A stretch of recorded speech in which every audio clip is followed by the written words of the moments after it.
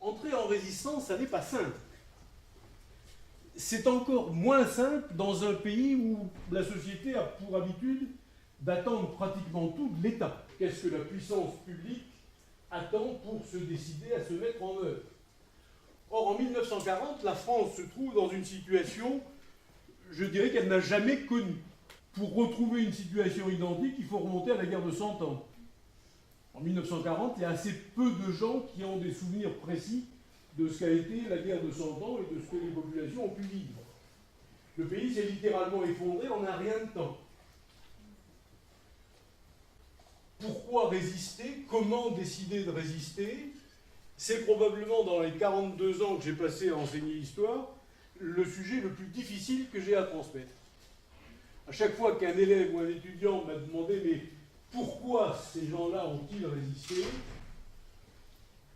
j'ai été obligé de m'en tenir à des considérations générales assez banales sans grand intérêt. Leur éducation, la défaite leur était insupportable. Mon colonel, pourquoi êtes-vous rentré dans la résistance? Il m'a regardé avec un air un peu narquois, et il m'a dit, mon vieux, pour bouffer. J'avais constaté que ma mère avait de plus en plus de mal à assurer la nourriture de la famille. De surcroît, c'est le moment où se mettait en place le service de travail obligatoire. Je n'avais pas vraiment envie d'aller travailler en Allemagne. C'est très prosaïque comme raison. Beaucoup des premiers résistants ont été arrêtés bêtement parce que le français, qui est naturellement, si vous me passez l'expression un peu familière, assez grande gueule, assis à une terrasse de café, disait à un copain qui venait d'inviter à prendre une bière, « Oh, tu ne connais pas la dernière, je viens de m'engager dans la résistance ». Sans se poser la question de savoir si le gars qui était derrière avec un manteau en cuir noir était quelqu'un qui pouvait entendre toutes les conversations. Ils se sont retrouvés coffrés assez rapidement. Il ne faut pas croire que le 18 juin a joué un rôle important dans le déclenchement de la résistance. Quasiment personne n'a entendu l'appel du 18 juin. D'abord parce que le français pratique tellement les langues étrangères qu'on se demande pourquoi il écouterait la radio anglaise. Il y a une radio française qui lui donne des informations à peu près équivalentes. Et au 18 juin, elle n'est pas encore sous contrôle allemand. Deuxièmement, parce que si vous regardez le calendrier, le 18 juin, il y a beaucoup de Français qui sont incapables d'écouter la radio. À l'époque, vous avez besoin d'un poste à lampe, derrière lequel il a fallu tendre une antenne. Il a fallu trouver la station, il faut attendre que ça chauffe. Quand vous tournez le bouton, mais pas tout de suite l'information. L'intérêt à le brancher un peu avant, tout de même. Et puis enfin, vous avez les villes dans lesquelles il n'y a pas d'électricité. Quiconque vous dit qu'il a entendu l'appel du 18 juin à Caen est un menteur. Il n'y a pas de courant ce jour-là. À moins d'avoir un poste à galène, on se demande comment il aurait pu entendre la BBC. Donc, l'appel du 18 juin est un texte qui a pris une importance majeure a posteriori, lorsque les gaullistes en ont fait l'acte de naissance de la résistance extérieure et de la France libre. Pourquoi désobéir au dernier maréchal survivant de la guerre de 14, vainqueur de Verdun? Que cet homme puisse commettre la moindre forfaiture, la moindre démarche contraire aux intérêts supérieurs de la France est rigoureusement impensable. Et vous avez forcément un membre de votre famille ou un proche qui a servi sous Pétain et qui a pour Pétain une révérence absolument sans borne. Pourquoi? Parce qu'il a donné l'impression dans la guerre de 14 qu'il comprenait le soldat. Les Français libres, 80 000. Ils n'ont jamais atteint les 100 000. C'est-à-dire les Français qui ont rejoint De Gaulle à Londres, qui ont repris l'uniforme et une arme, et qui, sous l'uniforme frappé de la Croix de Lorraine, ont repris le combat, c'est exactement les effectifs de l'armée de terre française d'aujourd'hui. Nous avons aujourd'hui dans l'armée de terre française 80 000 hommes. C'est-à-dire moins que la capacité du Stade de France. Oui, mais vous allez me dire, 80 000, il y a toute la résistance intérieure.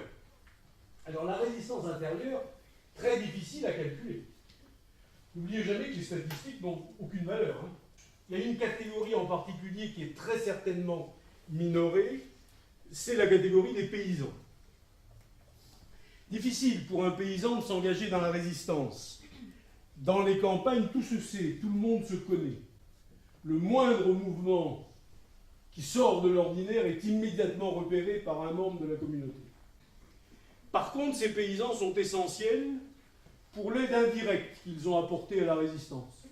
L'appui du monde rural à la résistance a probablement été beaucoup plus important que la reconnaissance des titres officiels d'appartenance à la résistance nous laisse penser. La décision de créer un mouvement de résistance n'est pas venue d'un organe politique. Et imaginez que demain, par une aberration que je ne souhaite pas, ce pays soit à nouveau confronté à quelque chose qui conduise votre génération à devoir reproduire ce qu'a été la résistance, c'est-à-dire vous dresser contre la puissance publique, parce que vous avez une autre idée des intérêts supérieurs du pays. Comment allez-vous vous y prendre? Vous contacterez d'abord, je ne sais pas, vos copains de ciné-club, vos copains du club de foot, vos copains de judo, les gens avec qui vous avez l'habitude de partir en vacances. Et vous vous apercevrez au bout d'un certain temps, quand vous aurez constitué un groupe, que globalement, vous avez quelques caractères communs. Bien sûr, c'était les années lycée, mais c'était aussi pour moi, Estienne-d'Orves, les années théâtre. Donc cette salle de l'internat, où la troupe à laquelle j'appartenais, que j'avais appelé les compagnons d'Estienne-d'Orves. Ça faisait un peu résistance, hein, ça faisait un peu FFI. C'est vrai que je suis retourné à distance à travers le travail de la mémoire, de l'imaginaire, dans ce lycée que j'avais quitté. J'y ai installé une intrigue, j'y ai installé, évidemment, il était beaucoup question du club théâtre et de toutes ces perturbations que peut apporter le montage d'un spectacle. Et je vois souvent dans les salons du livre ou des anciens élèves ou des élèves d'aujourd'hui qui viennent avec le roman pour le faire signer et qui me donnent des nouvelles d'Estienne-d'Orves. Donc, pour toutes ces raisons, je suis très, très heureux d'être parmi vous aujourd'hui. On est vraiment plus heureux quand on passe ces années-là, je pense, dans un lieu comme ici, où les échanges sont favorisés par la beauté de l'endroit, sa situation. Voilà, j'ai connu d'autres, je connais souvent d'autres établissements où j'interviens, lycée et collège, et voilà, ici ça reste quand même un des plus beaux de France, hein, ça ne fait pas photo. J'ai eu la chance d'avoir, notamment ici, en lettres, des enseignants un peu hors normes, qui à la fois faisaient le programme et appliquaient en effet le mécanisme habituel du commentaire, du composé, de l'analyse de texte, mais qui en même temps faisaient beaucoup appel à la créativité quand ils sentaient qu'il y avait un appel de la part des élèves. La question, je me rappelle, qui était la question qui fâchait le plus, c'était quelles sont les intentions de l'auteur quand il écrit ça. Et là, je sais par expérience et par l'expérience des autres, de beaucoup de confrères morts et vivants, que c'est pas comme ça qu'il faut poser la question. C'est plutôt comment et pourquoi l'auteur en est arrivé à écrire ça. Qu'est-ce qu'il y a dans sa vie, ailleurs, dans son œuvre, qui peut faire résonance, qui peut expliquer, prolonger, qui peut... Mais il est très rare qu'on écrive en se disant, bon voilà, mon but, mon objectif, mon message, c'est ça, et je me mets au travail. Très souvent, l'auteur est rattrapé, et heureusement pour lui, parce que sinon, ce serait un petit peu ennuyeux, simplement d'illustrer une intention. Je parle personnellement, je me rends compte très souvent que c'est presque lorsque j'ai terminé un livre que ce livre me dit ce que je suis en train d'écrire, c'est-à-dire m'explique pourquoi. Parce qu'une œuvre de l'imaginaire se construit au jour le jour avec vos sentiments du moment, les rencontres que vous faites, ce qui se passe dans votre vie pendant que vous écrivez, et puis ça s'écrit aussi en arrière par rapport à des tas de sentiments que vous essayez de retrouver, des gens qui sont morts, que vous essayez de remettre en vie, des gens que vous avez perdus de vue, et puis vous convertissez des choses que vous avez vécues, vous créez des personnages imaginaires à partir de quelques morceaux de gens connus. Donc il y a tout un assemblage qui prend encore au jour le jour, et l'auteur n'est vraiment pas le mieux à même de parler de ses intentions. Les raisons pour lesquelles j'écris, c'est-à-dire une insatisfaction par rapport à la réalité basique, aux cloisons dans lesquelles on nous enferme tout au long de notre vie, parfois pour notre bien, souvent pour la commodité de la société. Voilà, j'écrivais parce que je ne voulais pas être simplement un enfant qui fait des choses de son âge. Voilà, je ne supportais pas cette phrase qui était un grand déclencheur. Ça n'est pas de ton âge. Alors, moi, je voulais faire tout ce qui n'était pas de mon âge, y compris d'écrire, comprendre le monde des adultes, justement, en entrant par effraction à travers l'imaginaire et l'écriture. Ça, c'était quelque chose qui m'a beaucoup structuré et bien fait plaisir.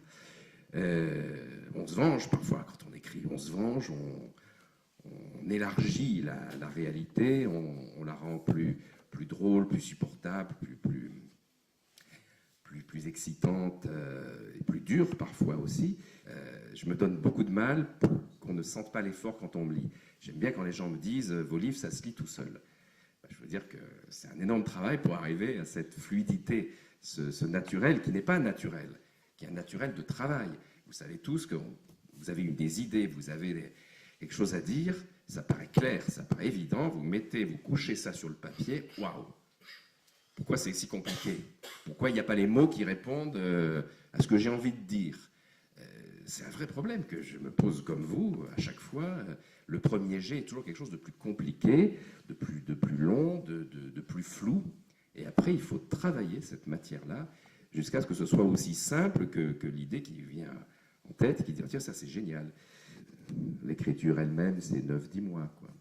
Mais c'est parfois 9-10 mois plus 20 ans, plus 2 ans. Il y a parfois des idées très anciennes avec lesquelles j'ai vécu, des personnages avec lesquels j'ai vécu avant de les coucher sur le papier. Je rêve beaucoup mes histoires avant de les écrire.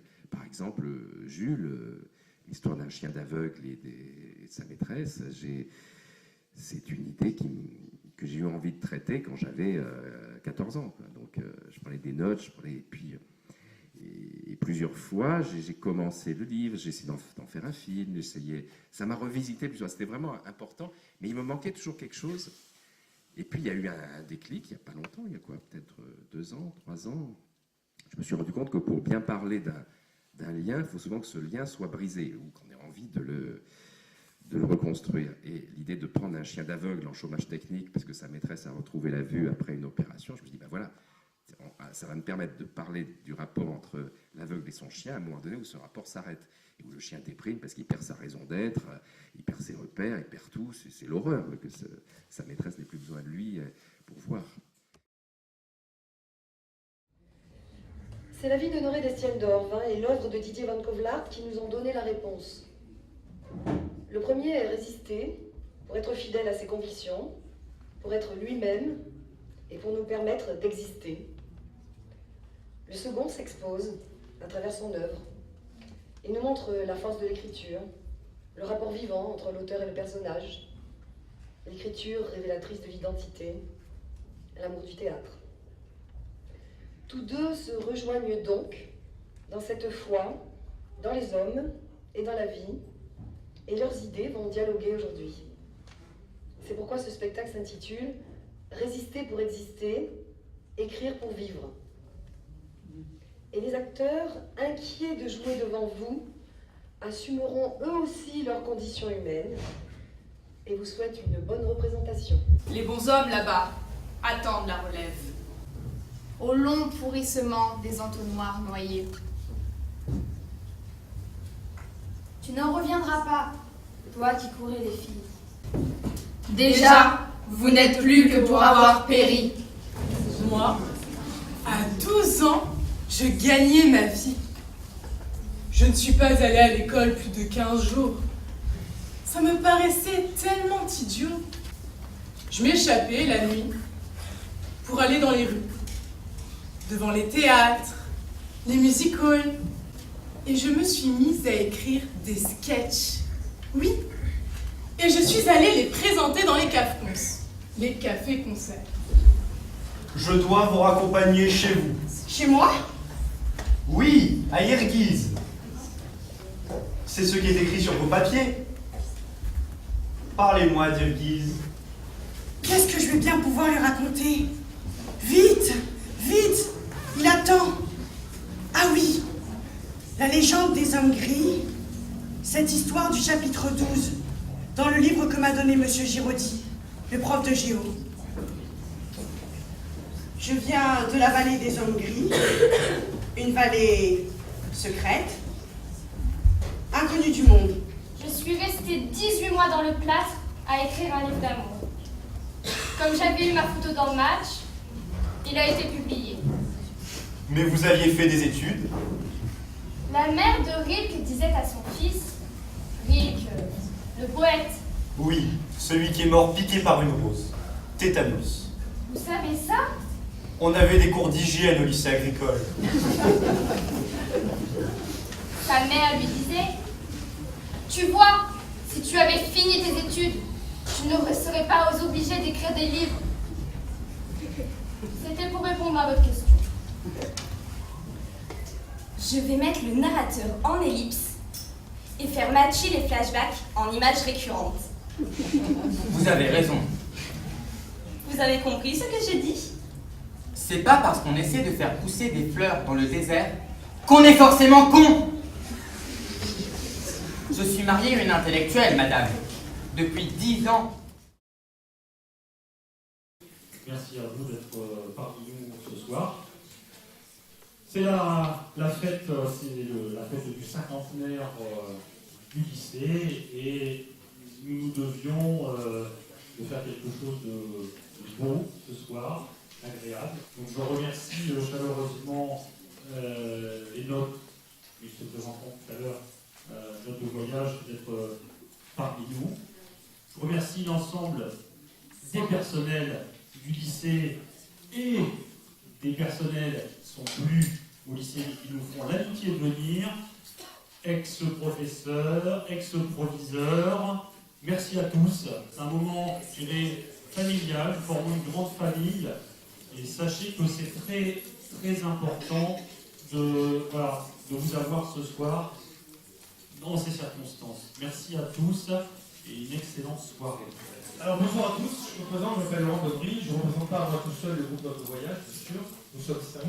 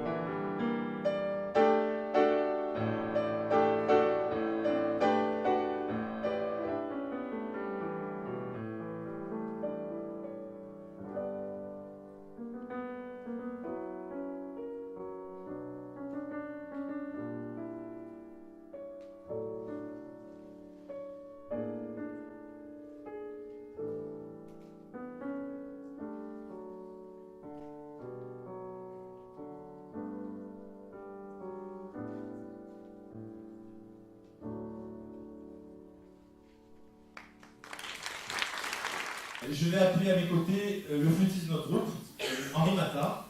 Voilà.